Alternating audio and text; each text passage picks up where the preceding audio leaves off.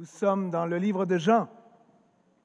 Et comme vous savez, vous allez entendre ça plusieurs fois, sur plusieurs semaines, sur plusieurs mois, sur quelques années. Alors, on sait où on se retrouve semaine après semaine, mais on ne sait jamais où le Seigneur va nous amener. Quand on ouvre un livre, le livre a quelque chose à nous dire, et évidemment, il nous parle différemment, chacun d'entre nous, dans le sens que si vous lisez la Bible, vous lisez le livre de Jean un mercredi matin, vous allez percevoir et apprendre des choses que Dieu veut que vous appreniez. Mais lorsque je l'étudie, moi, il me montre autre chose et je suis interpellé par mon appel à prier, à chercher, à étudier, puis à présenter ce que je crois que Dieu veut pour moi, mais veut pour vous.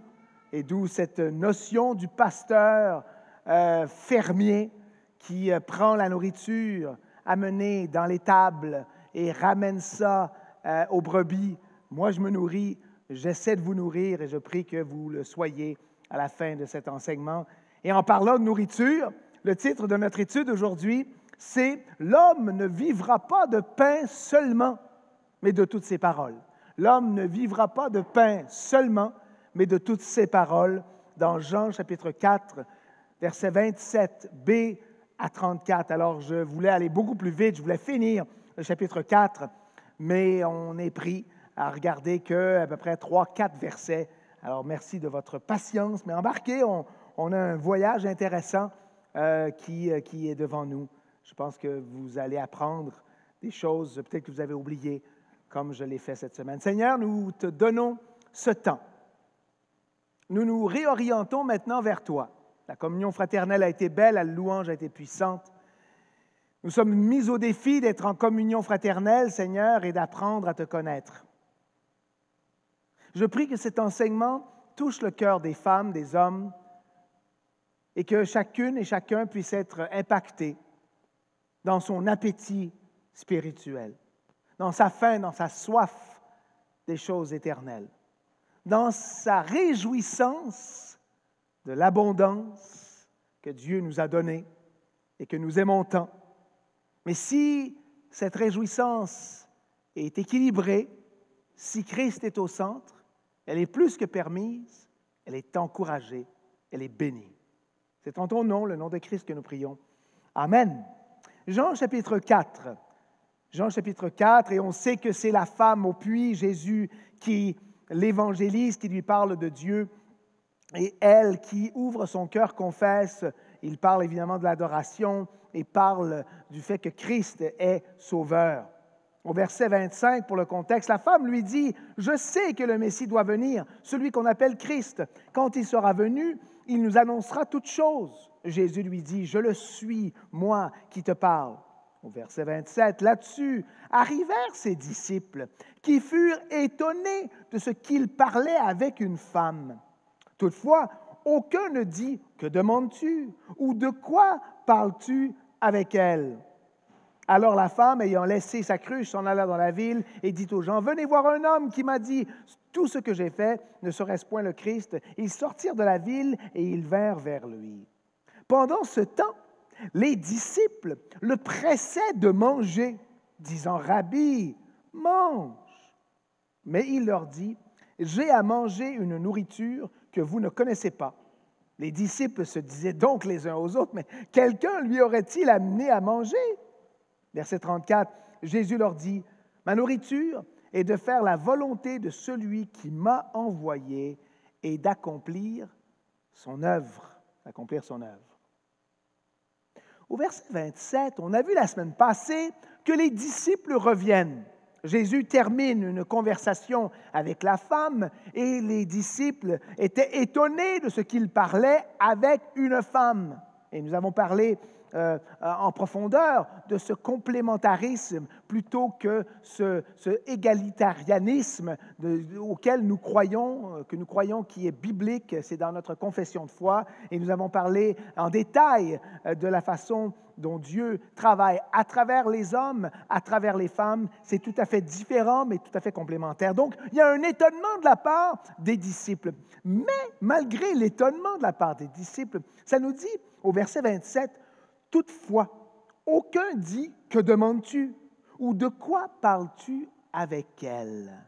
Il n'y a pas un questionnement des interventions ni des motifs de Jésus.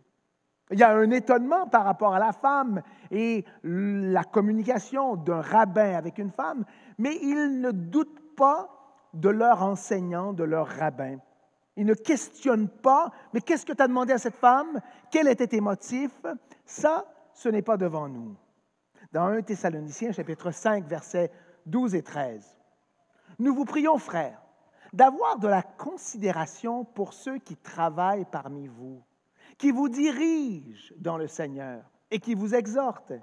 Ayez pour eux beaucoup d'affection à cause de leur œuvre.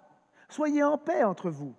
Vous me permettrez de dire qu'aujourd'hui, malheureusement, Jésus-Christ n'est pas ici avec nous. On n'est pas assis avec lui dans un champ en Israël en train d'écouter les enseignements de Christ. Et il n'est pas parmi nous, ni à Montréal, physiquement en train de nous parler. Et il nous parle par sa parole, par son Esprit Saint, mais aussi par des hommes, des anciens, qui ont été mis en charge d'Église et qui sont appelés à enseigner la parole de Dieu, à vous protéger, à vous édifier, à vous bâtir dans les vérités bibliques.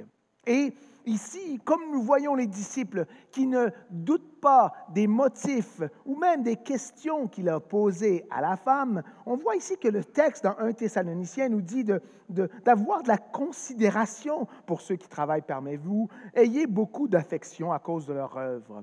Plus précisément, dans Hébreux 13, 17, obéissez à vos conducteurs. Le mot nous parle d'anciens, d'évêques, de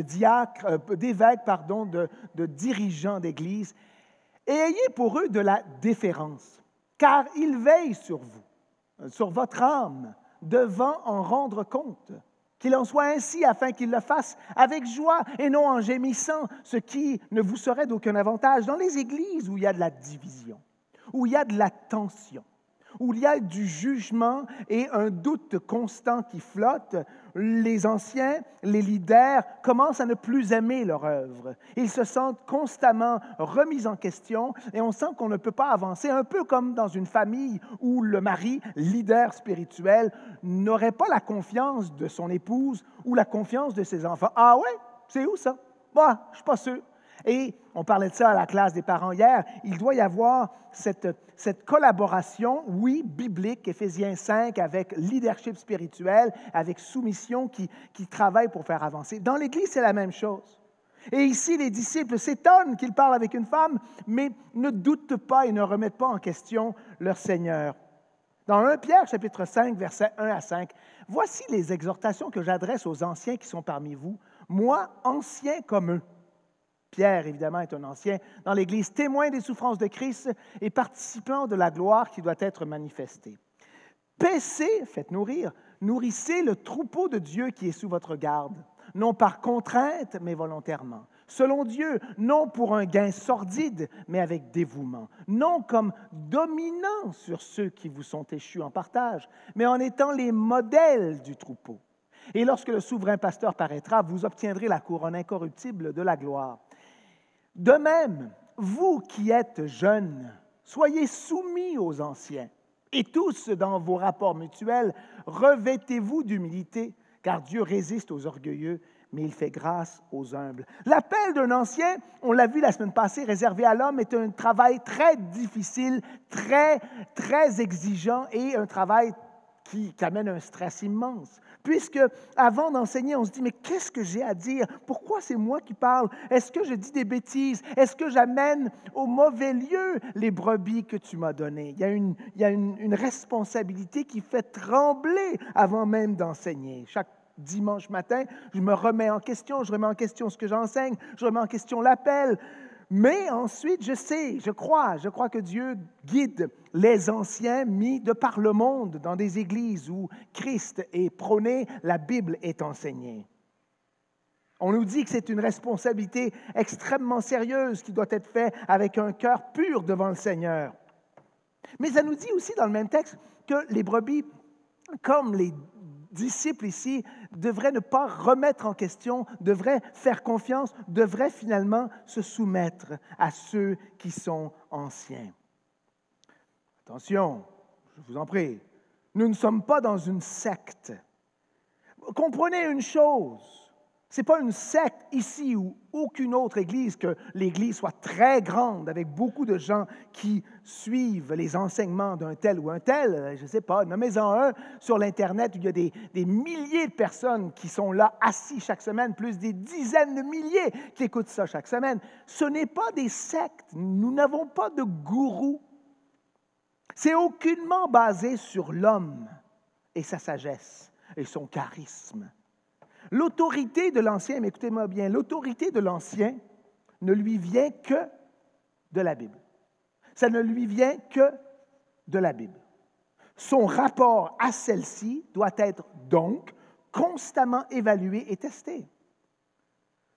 Ce n'est pas une secte, ce n'est pas basé sur un homme, c'est basé simplement et totalement sur l'écoute de la parole, l'enseignement de la parole. C'est pour ça, parce qu'en tant qu'homme complètement faillible, je me dis, moi, je mets des versets, je propose aux gens une réflexion biblique que vous pouvez accepter ou non, mais pour moi, c'est protégeant.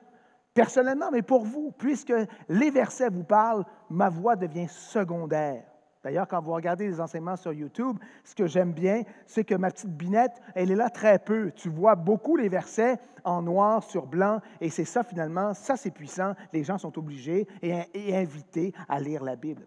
Ce que je désire pour vous, autant on croit qu'il ne faut pas tout le temps remettre en question les anciens, qui fait qu'on ne peut pas avancer comme avec un mari dans une famille, mais dans Actes 17:11, Acte 17:11, les Béréens est extraordinaire parce que ces Juifs avaient des sentiments plus nobles que ceux de Thessalonique. Ils reçurent la parole avec beaucoup d'empressement, ça c'est vous, et ils examinaient chaque jour les Écritures, chaque jour, pour voir si ce qu'on leur disait était exact.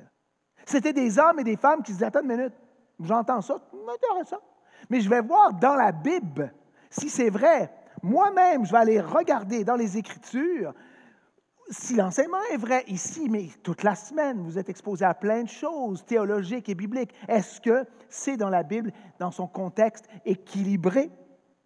Et donc, vous êtes appelés vous-même à, on s'entend, on fait confiance à l'Ancien, mais seulement si l'Ancien suit la parole. L'Ancien veut être un homme biblique, et rien d'autre et rien de moins. Bon. On revient à notre texte. Jésus étant la parole incarnée, les disciples n'avaient pas besoin de le remettre en question parce qu'il était la parole. Alors, on sait que ça aurait été facile pour nous d'avoir Jésus devant nous. Il n'y a aucune question, il n'y a aucune erreur possible. Et c'est évidemment ce qu'il savait. Il n'a pas besoin d'être évalué par rapport à la parole puisqu'il est la parole. C'est évidemment les humains aujourd'hui qui nous conduisent dans les églises sont faillibles et sont loin d'être la parole. Et alors, eux sont dépendants de la parole et vous êtes dépendants d'aller analyser ce qui se dit à la lumière de la parole.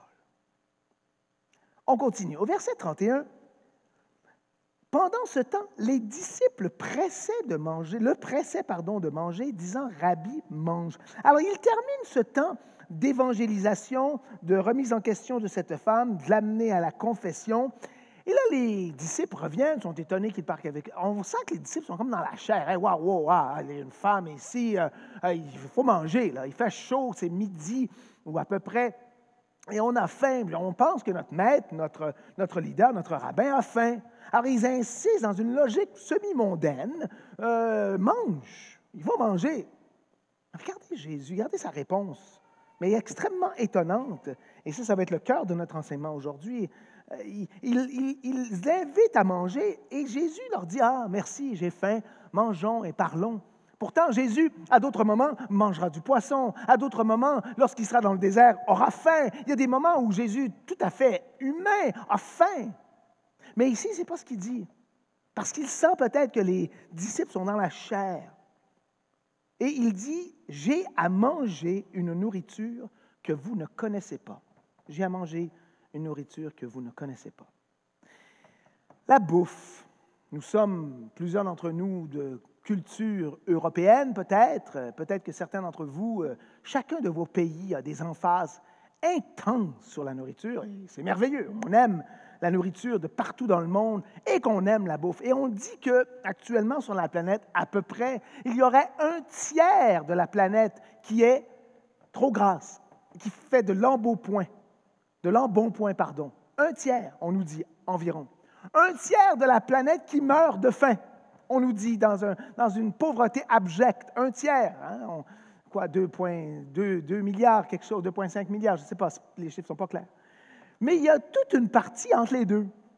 Probablement nous. Bon, on n'est pas très gras ici, mais on est tous préoccupés par la nourriture. Et nous, on fait quand même partie de la moyenne riche en Amérique du Nord. Et la bouffe, non, mais c'est-tu important? Et si vous êtes moindrement de culture européenne, bien là, tu t'en vas au marché, Jean Talon, et tu choisis ton saucisson et ta baguette, et tu choisis ton vin, parce que tu connais les bons vins, tu connais les régions, tu connais les raisins, tu connais les gens qui les font, tu connais le bon chocolat, tu connais les choses, les fruits, les légumes, là, tu les choisis un à un. Wow! Et là, tu es la 8e personne qui touche la poire, mais tu l'as choisi, hein? Et là, tu prends beaucoup d'heures à planifier ton menu, des bons vinaigres, des huiles d'olive vierges, première pression à froid. Et là, tu connais ça, puis il y a des livres de recettes à n'en plus finir, mais des bons restaurants. Et toute ta vie peut être passée à penser à la bouffe. Même maintenant, peut-être tu dis, « Wow, j'ai faim, j'ai hâte de manger. » Et là, peut-être que vous allez aller voir un match de football et ce à quoi vous pensez, dans le fond, c'est les ailes. Épicées, pas épicées. Oh, on va manger des chips, on va manger de la cochonnerie. Peut-être vous êtes type poutine hot dog, mais attention, des bons hot dogs. Une bonne poutine, tu sais, Five Guys, là, vraiment gros, là, le fromage. C'est bon, là. Le champignon rôti, cuit. Là. La bouffe, c'est-tu important pour nous? Vous savez que le jeûne, c'est incroyable. Dans la Bible, c'est prôné, c'est encouragé. Pourquoi le jeûne? Le jeûne et la prière. Pourquoi? Parce que quand tu jeûnes, tu ne penses plus à la bouffe. Tu penses plus tard quand tu as faim, mais tu arrêtes de magasiner pendant un petit temps, en tout cas. Tu ne prépares pas la nourriture. Tu ne planifies pas ton menu parce que tu ne mangeras pas. Ensuite, tu ne cuisines pas. Ensuite, tu ne laves pas de vaisselle. Ensuite, tu n'as pas à digérer. Et ça prend de l'énergie. Tu n'as pas à te débarrasser du reste. Tu as beaucoup de temps. Et ce temps-là, si tu le transfères à poursuivre l'Éternel, ben tu as du bon temps avec Jésus. Wow, Seigneur! Et là, tu commences à avoir faim. Jésus, ça a pris 40 jours, toi puis moi, après, je ne sais pas, 7 heures. Wow, mais ça, c'est du jeûne, c'est tough! Et je vous encourage à jeûner et à prier. Consultez votre médecin, ça va être plus que 24 heures, peut-être 2 jours max. Mais si vous avez une santé, vous pouvez jeûner à froid, juste des liquides, juste de l'eau, ou avec des smoothies, mais c'est vraiment incroyable de jeûner. Mais ce qu'on voit dans la parole, c'est que la nourriture, on en parle. Et là, Jésus ne dit pas « non, je jeûne ». Ce n'est pas ce qu'il dit. Il dit « j'ai une nourriture ». On a l'impression qu'il est lui-même en train de festoyer avec une nourriture que les disciples ne comprennent pas, puis peut-être que toi et moi, on ne comprend pas. On va regarder ensemble ce que ça veut dire, cela, dans la Bible. Quel genre de nourriture est-ce qu'on peut avoir à part un bon cheeseburger ou un steak extraordinaire ou, évidemment, pour les végétaliens, végétariens, un tofu, mon ami, préparé, le croustillant, avec tous les meilleurs légumes et ou nourriture que vous aimez. Dans Job 23, 12, Osterwald, traduction, « Je ne me suis point écarté du commandement de ses lèvres. J'ai tenu aux paroles de sa bouche plus qu'à ma provision ordinaire. » Ça parle de nourriture. J'ai été plus attaché aux paroles de Christ que la nourriture dont j'aurais besoin de façon quotidienne. Dans Psaume 63, 5, « Mon âme sera rassasiée comme de mets gras et succulents. » Wow! Et avec des cris de joie sur les lèvres, ma bouche te célébrera. Évidemment, lorsqu'on cherche l'Éternel de façon passionnée et qu'on se nourrit de sa parole, de la communion fraternelle, c'est comme un bon repas satisfaisant gras et succulent. Psaume 119, 103. Que tes paroles sont douces à mon palais, plus que le miel à ma bouche. Le matin, on se lève et on a faim. Moi, j'ai faim le matin. Je pourrais manger bien des choses et j'en mange du pain, des toasts, des céréales, toutes sortes d'affaires, et du bon pain que j'ai choisi. Mais attends, est-ce que j'ai faim de la parole de Dieu le matin? Est-ce que, après avoir pensé à mes niaiseries dans mes rêves ou avoir, je ne sais pas quoi, lu les nouvelles, ou est-ce que je veux la parole de Dieu comme ce fruit doux et agréable pour que je commence ma journée dans sa présence? Jérémie 15, 16. J'ai recueilli tes paroles et je les ai dévorées. Tes paroles ont fait la joie et l'allégresse de mon cœur, car ton nom est invoqué sur moi, Éternel, Dieu des armées. Lorsque tu manges un bon repas, tu es dans la joie et dans l'allégresse, avec un petit verre de vin, avec du pain, avec du boursin, avec du pâté. Nomme-en ce que tu aimes dans ton pays, dans ta zone, dans ta zone de confort. Wow! Ça, pour moi, une lasagne, ça, c'est bon. Est-ce que tu as faim des choses de Dieu? Matthieu 4, 4, Jésus répondit, il est écrit, l'homme ne vivra pas de pain seulement, mais de toute parole qui sort de la bouche de Dieu. Faim et soif, absolument. La faim et la soif, c'est quelque chose que Dieu a mis en nous, qui est absolument noble et très, très, très puissant. Vous êtes d'accord? On ne peut pas se débarrasser de ce désir de boire un bon jus, un smoothie, de se régaler de quelque chose de fantastique. On y pense tout le temps. Matthieu 5, 6. Heureux ceux qui ont faim et soif de la justice, car ils seront rassasiés. Tu as faim et soif de quoi? Ben oui, je comprends, là, tu mélanges tout, Sébastien. Tu vois, tu es hors contexte. Tu mélanges nourriture, spiritualité. OK, on s'en vient, on se calme. Mais tu as faim et soif, ça veut dire que tu as une urgence. Ton urgence, c'est pourquoi? Ça peut être pour le sexe, ça peut être pour le plaisir, ça peut être pour le voyage, ça peut être pour la carrière, ça peut être pour un mariage. Je veux me marier lui, marier bientôt. J'ai urgence. Mais la justice, qui est le plan de Dieu, tu seras rassasié. Est-ce qu'on a faim pour les choses du royaume? Matthieu 6, 25, c'est pourquoi je vous dis. Ne vous inquiétez pas pour votre vie de ce que vous mangerez, ni pour votre corps de quoi vous serez vêtu. La vie n'est-elle pas plus que la nourriture, et le corps plus que le vêtement? Et on en passe-tu du temps à cuisiner, mais aussi à se vêtir, à s'habiller, à choisir ce qu'on va mettre, à acheter quand on peut, de temps à autre, acheter des vêtements, puis ensuite être jolie, belle, beau, c'est bien, on respecte, ça fait partie du plan de Dieu, vous allez voir dans un instant. Mais toute cette énergie-là, est-ce qu'on en donne à Christ? Est-ce qu'on s'investit à chercher premièrement son royaume? Bonne question. Jésus est lui-même notre nutrition. Lui-même nous dit dans Jean 6, 27, 35, 48 et 51, Jean 6, « Je suis le pain de vie. Vos pères ont mangé la manne dans le désert et ils sont morts. C'est ici le pain qui descend du ciel, afin que celui qui en mange ne meure point. Je suis le pain vivant qui est descendu du ciel. Si quelqu'un mange de ce pain, il vivra éternellement.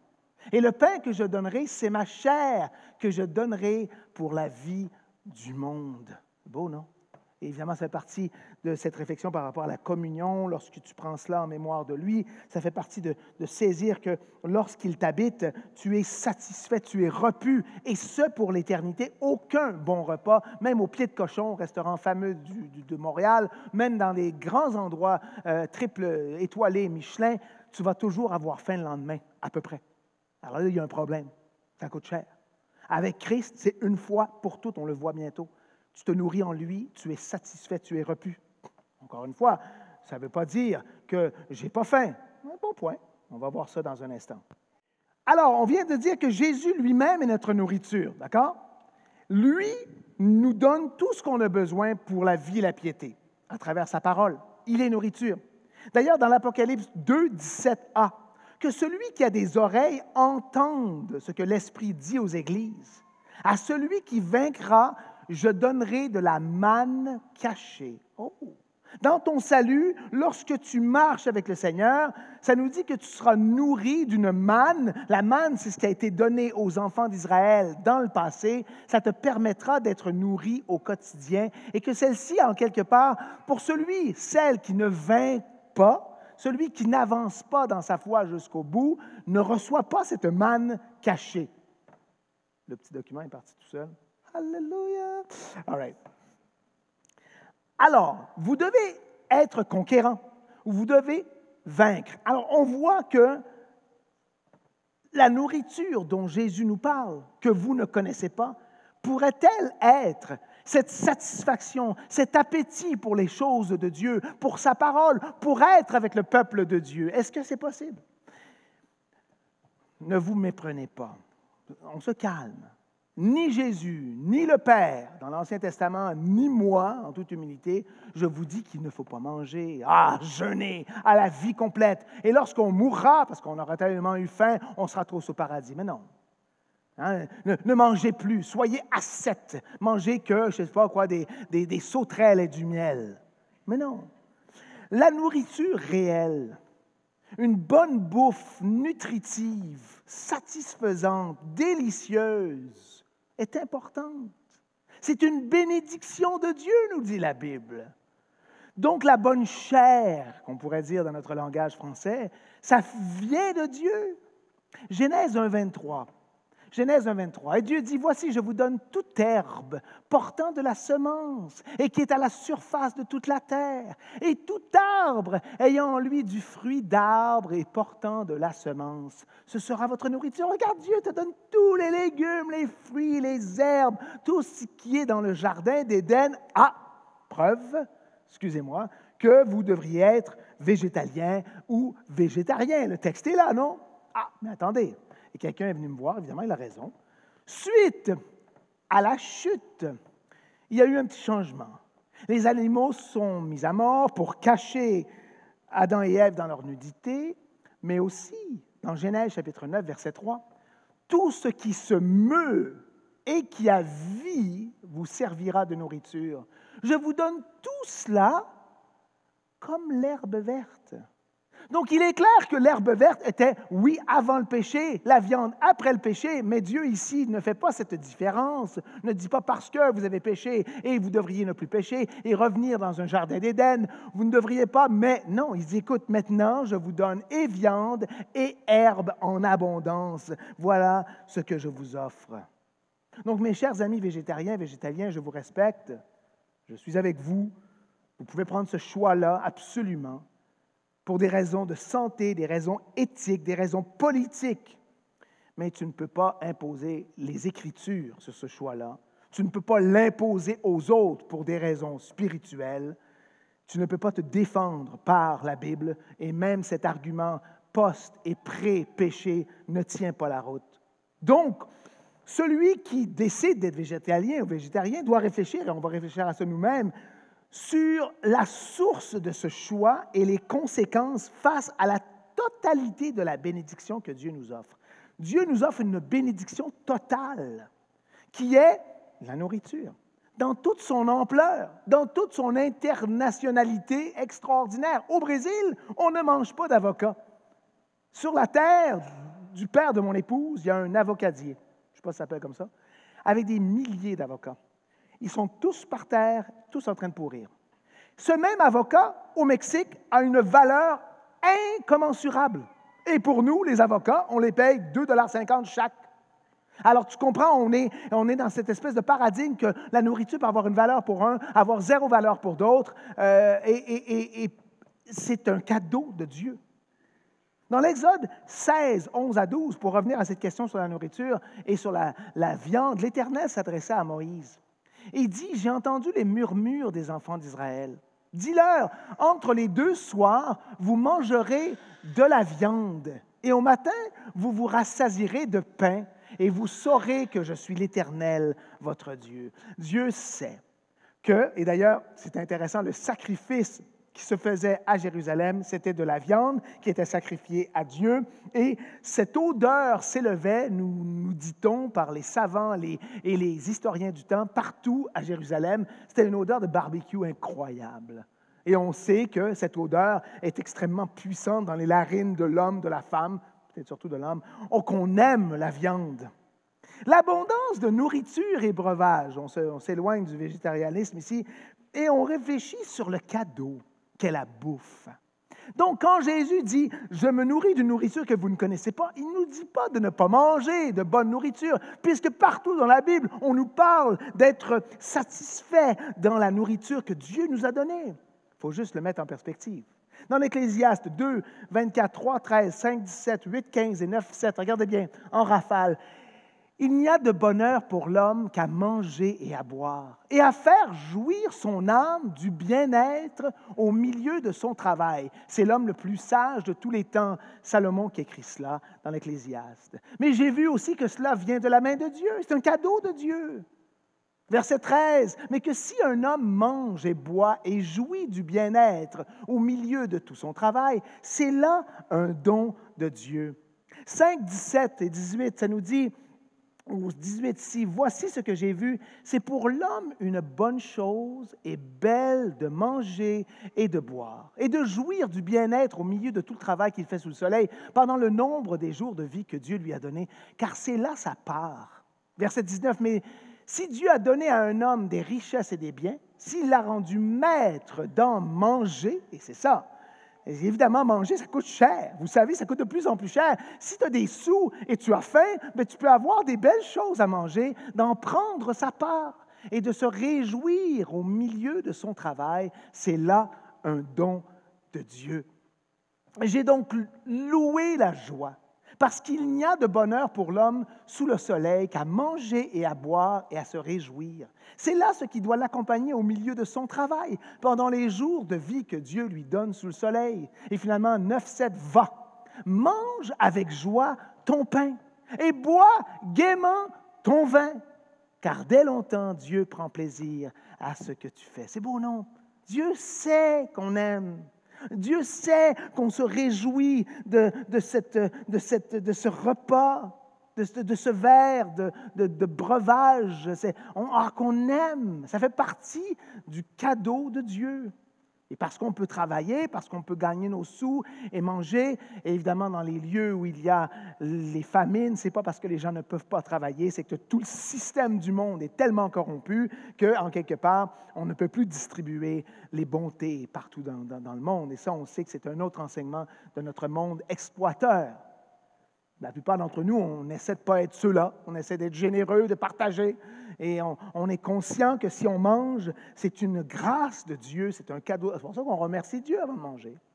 Psaume 136. « Il nous délivrera de nos oppresseurs, car sa miséricorde durera toujours. Celui qui donne la nourriture à toute chair, car sa miséricorde durera toujours. » On nous parle de Dieu, celui qui nous nourrit, celui qui prend soin de nous, de bouffe. C'est un don. Et ce n'est pas n'importe quelle nourriture, c'est la meilleure. La meilleure. Dans Ésaïe 1, 19, si vous avez de la bonne volonté et si vous êtes docile, ça fait réfléchir, hein? Vous mangerez les meilleures productions du pays. On sait d'ailleurs que l'Israël, c'est une terre d'abondance au niveau des fruits, au niveau de... C'est extraordinaire. Tu vas là, les choses sont délicieuses. Et en quelque part, Dieu avait donné une terre de miel et de satisfaction et de lait aux Israéliens. Mais nous, c'est la même chose. Oui, il fait fret, mais on importe et on a des abondances extraordinaires. Bon. Vous comprenez bien que si Jésus dit « Je mange une nourriture que vous ne connaissez pas », et que la Bible nous dit que manger fait partie du don de Dieu, bien, c'est qu'il y a un problème dans la façon dont on négocie avec ces dons. Souvent, les bénédictions de Dieu, dans notre société surtout, mais partout dans le monde, deviennent entremêlées avec le péché. On entremêle bénédiction et péché, et donc ça devient des péchés coupables. Et là, évidemment, il y a plein de choses qui entrent là-dedans. Regardons ça ensemble. Zacharie 7, 5 à 6. « Dis à tout le peuple du pays et aux sacrificateurs, quand vous avez jeûné et pleuré au 5e et au 7e mois, et cela depuis 70 ans, est-ce pour moi que vous avez jeûné? Et quand vous mangez et vous buvez, n'est-ce pas vous qui mangez et vous qui buvez? » Et l'hébreu veut dire « pour vous-même, vous mangez, pour vous-même, vous buvez. » C'est très égoïste. Rarement, on va vraiment apprécier que ce qu'on mange, ce qu'on reçoit vient de Dieu. De temps à autre, on est conscient, mais souvent, on est dans cette C'est normal, j'ai travaillé fort, je suis allé chez Métro, j'ai loadé mon frigidaire. C'est Costco, c'est l'abondance, ça va comme ça. Et on se dit, oui, c'est comme ça. Non, non, attention, c'est-tu pour moi? Dieu te demande quand tu jeûnes. C'est-tu pour toi seulement que tu manges? Dans Matthieu 24, 38, 39, dans la bénédiction entremêlée du péché, puis là, à un moment donné, cette bénédiction, évidemment, t'éloigne de la nourriture que tu ne connais pas. Jésus nous dit, « Car dans les jours qui précédèrent le déluge, les hommes mangeaient et buvaient, se mariaient et mariaient leurs enfants, ou aujourd'hui vivaient en fornication et en union libre, jusqu'au jour où Noé entra dans l'arche. Ils ne se doutèrent de rien, jusqu'à ce que les déluges viennent et les emportent à tous. Il en sera de même à l'avènement du Fils de l'homme. » Il semble que maintenant, plus que jamais, on mange, on se réjouit, on fait la fête, on est dans l'abondance, et on n'est pas conscient que Jésus revient et qu'il y aura beaucoup à payer. On pense à des gens qui sont très riches. On sait qu'une grande majorité des richesses du monde sont possédées par un tout petit groupe de gens. Ils seront redevables pour chaque microdollar. Pour chaque microdollar de leur fortune, ils seront tenus redevables pour ce qu'ils auront fait avec ces dollars-là. La même vérité serait pour nous en miniature, évidemment. Dans Luc 12, 19, « Ah, je dirai à mon âme, tu as beaucoup de biens en réserve pour plusieurs années. Hein? J'ai un bon compte de banque, j'ai mis de l'argent de côté, j'ai été sage. Repose-toi, mange, bois, réjouis-toi. » Mais Dieu lui dit, « Insensé, cette nuit même, ton âme te sera redemandée.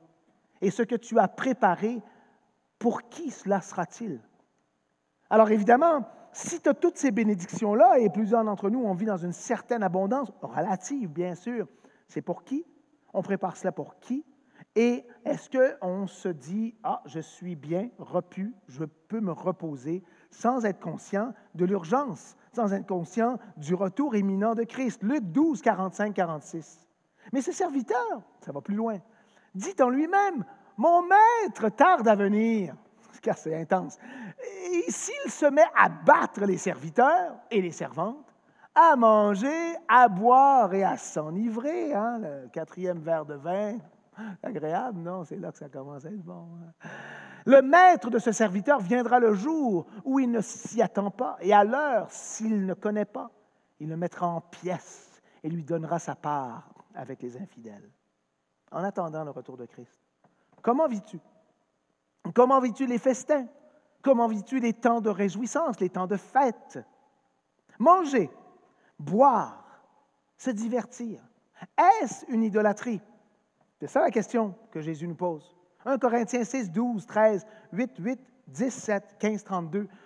Tout m'est permis, mais tout n'est pas utile. Tout m'est permis, mais je ne me laisserai asservir par quoi que ce soit. Je deviens esclave de rien. Les aliments sont pour le ventre, et le ventre pour les aliments, et Dieu détruira l'un comme l'autre. C'est confrontant, ça. Alors, tu mets super de l'emphase sur ton palais, ta bouche, ton estomac, ta santé. Moi, je ne mange que des choses, des aliments naturels. Je vais acheter ce qu'il y a de mieux à Rachel Berry. Je paye le gros prix. Bon, c'est peut-être pas notre cas, mais c'est extrêmement important pour beaucoup de gens. Mais tout ça, ça va être détruit, tu comprends? Au verset 8 du chapitre 8, ce n'est pas un aliment qui nous rapproche de Dieu. Si nous en mangeons, nous n'avons rien de plus. Si nous n'en mangeons pas, nous n'avons rien de moins. C'est intéressant. Prenez garde, toutefois, que votre liberté ne devienne une pierre d'achoppement pour les faibles. Verset 7, chapitre 10. Ne devenez point idolâtres, comme quelques-uns d'eux. Selon qu'il est écrit, écoutez bien, le peuple s'assit pour manger et pour boire, puis ils se levèrent pour se divertir. Non, mais est-ce que ça ressemble-tu assez à notre société? Et malheureusement, ça ressemble à beaucoup d'entre nous, chrétiens. On mange, on boit en modération. Puis ensuite, on se lève pour se divertir. Et on en a parlé à maintes reprises. Est-ce qu'il y a du péché là-dedans? Si ça devient une idolâtrie, absolument. Verset 32. Chapitre 15, « Si c'est dans des vues humaines que j'ai combattu contre les bêtes à Éphèse, quel avantage m'en revient-il? Si les morts ne ressuscitent pas, mangeons et buvons, car demain nous mourrons. » Car demain nous mourrons. Tu peux laisser le verset là. Vous savez, tout ça peut être fait à la gloire de l'homme ou tout ça peut être fait à la gloire de Dieu. Et on le voit dans le texte qui est là, au verset 31. Ça nous dit ici, de 1 Corinthiens 10, « Soit donc que vous mangiez, soit que vous buviez, pas de problème, soit que vous fassiez quelque autre chose, carrière, voyage, relations humaines, faites tout pour la gloire de Dieu. » À partir du moment où c'est redonné à Dieu et pour sa gloire, frères et sœurs, tout ça c'est rachetable, tout ça c'est acceptable, tout ça, ça peut être célébré, incluant ton 3 heures, 4 heures au marché Jean Talon, au marché à Toiteux, whatever, ou là où tu aimes aller chercher ces nourritures qui te plaisent, ou ces heures passées à cuisiner ou à lire des livres, des bouquins de cuisine. Ça peut être à la gloire de Dieu. Mais Jésus nous dit, « Je me nourris d'une nourriture que vous ne connaissez pas. » Au verset 33, les disciples se disaient donc les uns aux autres, « Quelqu'un lui aurait-il apporté à manger? » Non, mais wow! Là, on fait une étude sur ça, on réfléchit ensemble. Mais là, c'est comme si les disciples ne réfléchissaient pas pendant toi, il fait chaud. Mais qui a amené de la bouffe? Y a-t-il quelqu'un qui a livré une pizza pendant que nous, on était partis en ville? Jésus, t'avais-tu un sandwich? C'est-tu la madame qui t'a nourri? On t'a dit que tu n'as pas le droit de parler de madame, puis là, tu vas manger la nourriture de madame. C'est n'importe quoi. Les disciples ne comprennent pas du tout que Jésus leur parle de la vie en Christ, de la satisfaction et d'être à avoir faim et soif de la parole. Ils sont aveugles. Quand tu ne peux pas voir, c'est toujours invisible, savais-tu? Luc 9, 45. Mais les disciples ne comprenaient pas cette parole.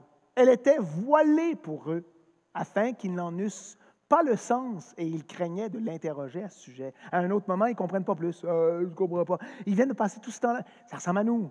Nous, on étudie la Bible, ça fait longtemps, ça fait 15 ans, 30 ans qu'on est chrétien, puis on ne comprend toujours pas. Non, mais je ne comprends pas, je ne te dis pas, je ne vois pas, je suis aveugle. Frères et sœurs, il faut que Dieu nous ouvre les yeux. Il faut voir avec des yeux spirituels, à travers le prisme de l'esprit. Ils mangent une nourriture que tu ne comprends pas, que tu ne connais pas. Ah, ben c'est quoi cette nourriture-là? C'est un autre type de bouffe.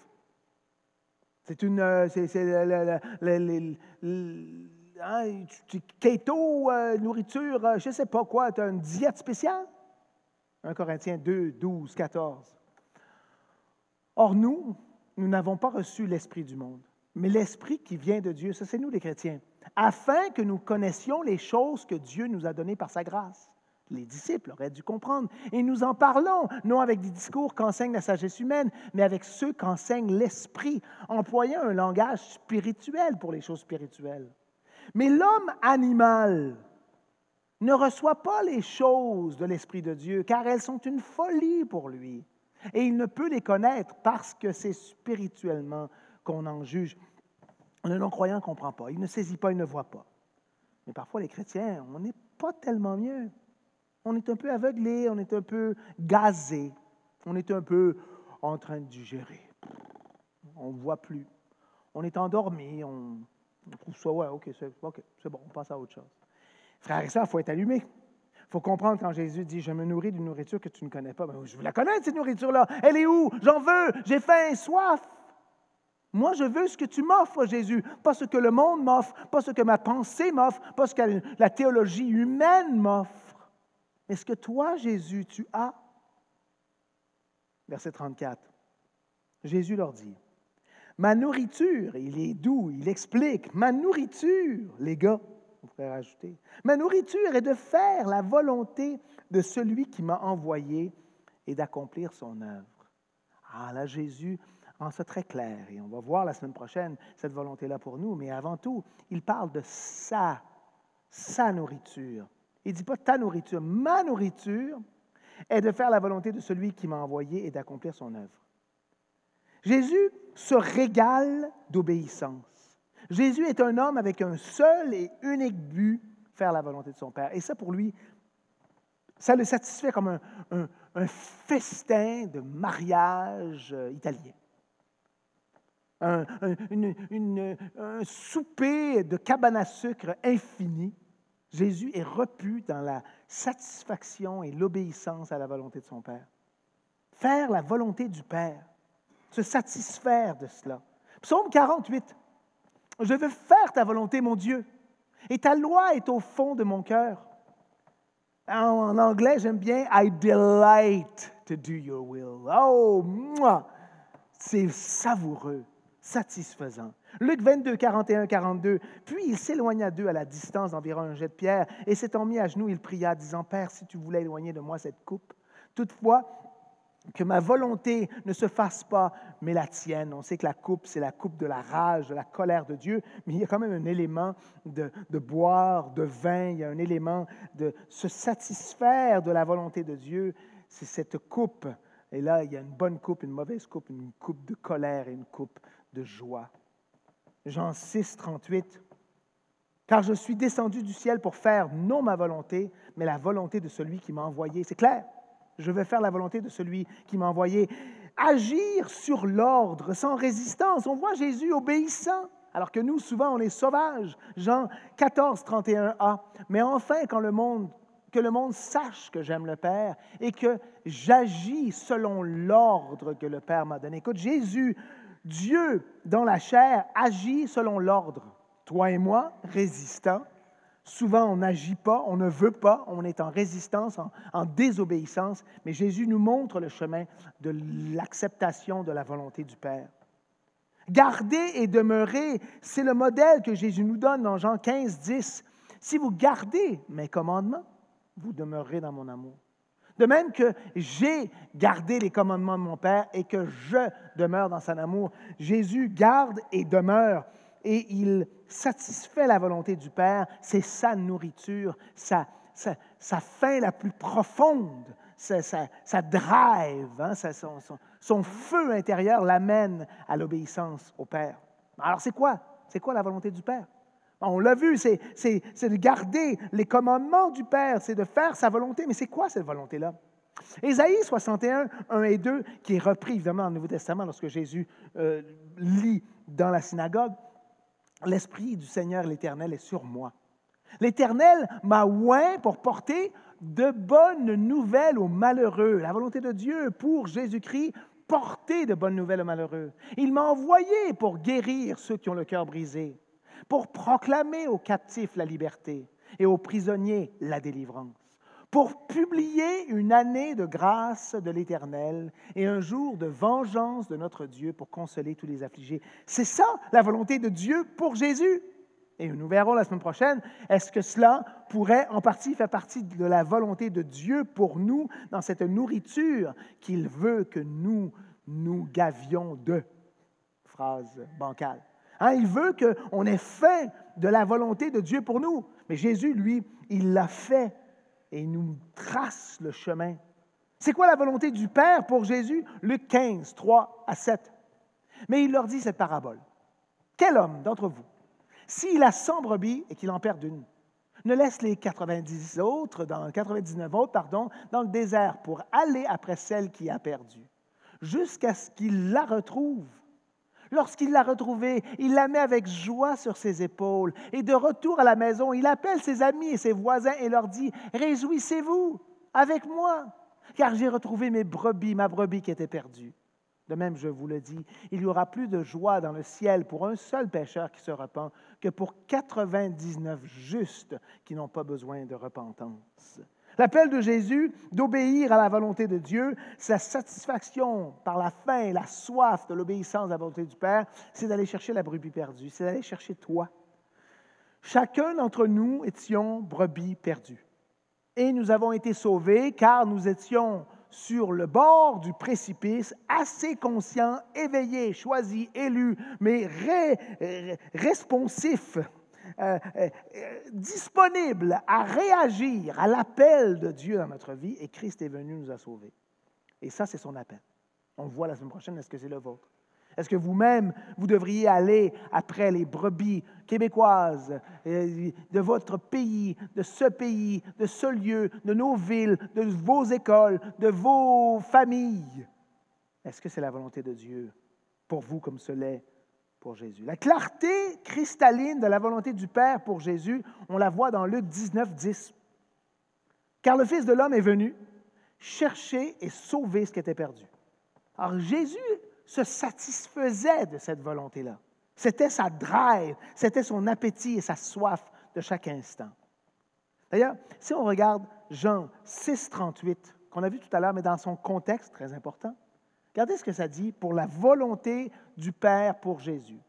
Tous ceux que le Père me donne viendront à moi, et je ne mettrai pas dehors celui qui vient à moi. Tout à l'heure, on a vu, car je suis descendu du ciel pour faire non ma volonté, mais la volonté de celui qui m'a envoyé. Verset 39. Or, la volonté de celui qui m'a envoyé, c'est que je ne perde rien de tout ce qu'il m'a donné, mais que je le ressuscite au dernier jour. Donc, la faim et la soif de Jésus, heureusement, c'était de nous sauver, de nous ressusciter, de ne pas nous perdre, qu'aucune brebis éloignée ne soit perdue. Il est venu pour cela, désirait nous sauver. Dans le texte, chapitre 4, verset 34, il dit, Jésus, ma nourriture est de faire la volonté de celui qui m'a envoyé et d'accomplir son œuvre. Accomplir son œuvre. Jésus devait terminer l'œuvre, pas juste la commencer, mais devait aller au bout de cet appel. Jean 5, 36b. Car les œuvres que le Père m'a donné d'accomplir, ces œuvres même que je fais, témoignent de moi que c'est le Père qui m'a envoyé. Il m'a donné pour les terminer. Jésus a reçu un appel de son Père pour aller au bout de cet appel. Il avait faim et soif jusqu'à avoir mangé et digéré l'appel que Dieu lui avait donné. Tu ne peux pas juste manger ou préparer, et laisser ça dans l'assiette, dire voilà, c'est beau, faire une photo. Tu as besoin toi-même d'aller au bout de cet appel. Et celui de Jésus devait être consommé jusqu'à la fin. Jean 17, 4. Je t'ai glorifié sur la terre et j'ai achevé l'œuvre que tu m'as donnée à faire. J'ai fait connaître ton nom aux hommes. Regardez, ça le dit encore. J'ai fait connaître ton nom aux hommes et que tu m'as donné du milieu du monde. Ils étaient à toi et tu me les as donnés et ils ont gardé ta parole. Je t'ai glorifié, j'ai achevé. Je suis allé au bout. Je suis allé au bout. C'est beau, non, de voir que Christ, dans sa faim et dans sa soif, est allé jusqu'au bout de l'œuvre que Dieu lui avait donnée. C'est essentiel. Accompli une fois pour toutes, de façon complète et permanente. Dans Jean 19, 30, quand Jésus eut pris le vinaigre, il dit « Tout est accompli ».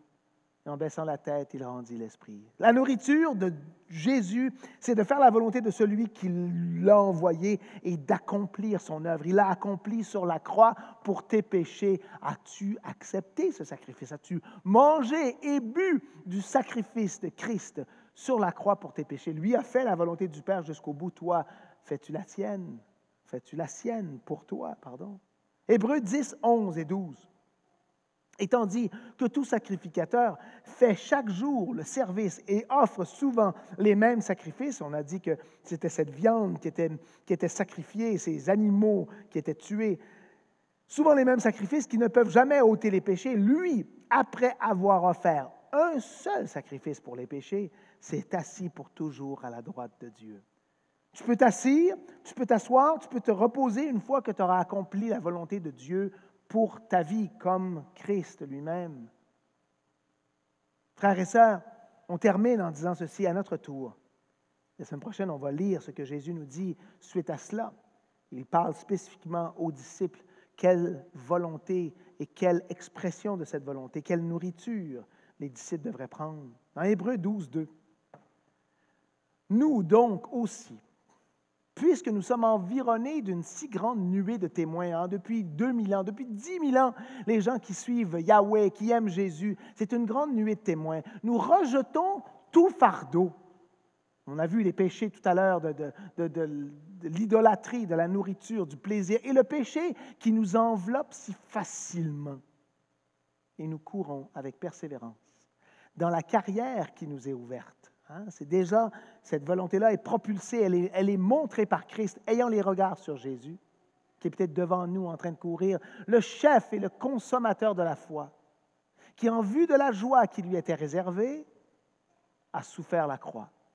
Il a méprisé l'ignominie et s'est assis à la droite du trône de Dieu. Christ a terminé son œuvre. Christ est allé au bout de son œuvre. Nous, à notre tour, on suit Christ. On marche derrière lui, entouré d'une nuée de disciples qui aiment Jésus. Une église, c'est ça. C'est des hommes et des femmes qui aiment Jésus, qui courent après Christ. On s'influence les uns les autres, on s'encourage les uns les autres, comme à la classe de parents hier, comme vendredi à Désarmer la noirceur, comme à la prière mercredi. On est coude à coude, puis on se dit, wow, il faut suivre Jésus, se débarrasser de ces péchés-là qui nous embourbent, de cet excès de table, de cet excès de vin, de cet excès de plaisir mondain qui nous empêche d'être légers pour courir à suivre l'Éternel. Êtes-vous idolâtre dans les choses de la chair? Avez-vous compris que la nourriture que Christ a pour vous, c'est au-delà des dons extraordinaires de vin, de pain, de viande, de tofu, de fruits exotiques? C'est au-delà. Ce n'est pas sans cela, mais c'est encore bien plus. Nous, les chrétiens, oui, je pourrais vous dire, on a tout. Si tu as Christ et tu comprends qu'il te veut heureux sur cette terre, satisfait, repu en lui, ben tu peux profiter de ce qu'il a mis devant toi sans jamais idolâtrer. Tu n'es plus consumé par la nourriture, mais tu es consumé par Christ. Tu veux lui et en même temps tu manges en allant vers la croix, en allant vers le service. Tu manges avec des frères et des sœurs. Tu manges un souper en t'encourageant à aimer Christ davantage. C'est ça le plaisir d'être en Jésus. Seigneur Jésus, merci pour cette congrégation. S'il y a un homme ou une femme ici qui n'a pas pu goûter le salut initial du don de Christ, mort sur la croix pour ses péchés, je prie que lorsqu'ils prennent la communion la prochaine fois, ils peuvent dire, « Ah, ça c'est le corps de Christ brisé pour moi, le sang de Jésus versé pour moi. » Hein? Ça parle encore de manger et de boire. Hein? C'est pour se souvenir de Jésus. Merci de cette abondance, merci de la nourriture extraordinaire de par le monde que tu nous donnes. Quel don extraordinaire! Mais aide-nous à ne jamais être idolâtres de ces choses, mais à comprendre que tout cela va passer et que nous devons vivre pour la nourriture qui ne passe pas, le pain de vie qui est Christ vivant. Seigneur, nous remettons notre congrégation, notre faim, notre soif personnelle. Est-ce que j'ai faim et soif de ta parole? Faim et soif de toi, comme j'ai faim le matin en me levant pour manger des œufs, des pommes de terre, je ne sais pas ce qu'on aime, mais des fruits. Mais on a faim le matin, mais est-ce qu'on a faim de toi? Seigneur, fais de nous des hommes et des femmes affamés de la vérité, de la justice, de la bonté de Christ Jésus. C'est en ton nom que nous prions. Amen.